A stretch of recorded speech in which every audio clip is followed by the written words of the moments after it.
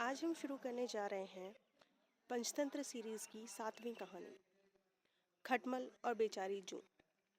एक राजा के शयन कक्ष में मंदरी सर्पणी नाम की जू ने डेरा डाल रखा था। रोज रात को जब राजा जाता तो वह चुपके से बाहर निकलती और राजा का खून चूस कर फिर अपने स्थान पर जा छिपती। संयोग से एक दिन अग्निमुख नाम का एक खटमल भी राजा के शयन कक्ष में आ पहुंचा। जू ने जब उसे देखा तो वहां से चले जाने को कहा। उसने अपने अधिकार क्षेत्र में किसी अन्य का दखल सहन नहीं था। लेकिन खटमल भी कम चतुर न था। बोला, देखो, मेहमान से इस तरह का बर्ताव नहीं किया जाता। मैं आज रात तुम्हारा मेहमान हूँ। जू अंततः उसकी चिकनी चुपड़ी बातों में आ गई और उसे शरण देते हुए बोली, ठीक है, तुम यहाँ रात भर रुक सकते हो, लेकिन राजा को काटोगे तो नहीं उसका खून चूसने के लिए। खटमल बोला, लेकिन मैं तुम्हारा मेहमान हूँ, मुझे कुछ तो दोगी खाने के लिए, और राजा के खून से बढ़िया भोजन और क्या हो सकता है।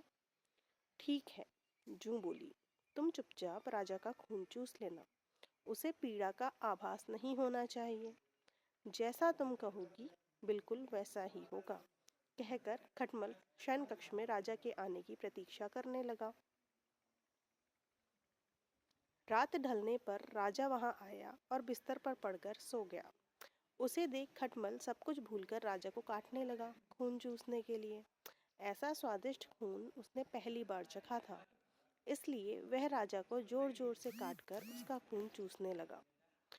इससे राजा के शरीर में तेज खुजली होने लगी और उसकी नींद उचट गई। उसने क्रोध में भरकर अपने सेवकों से खटमल को ढूंढकर मारने को कहा।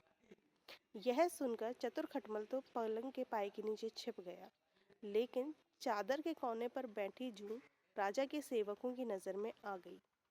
उन्होंने उसे पकड़ा और मार डाला।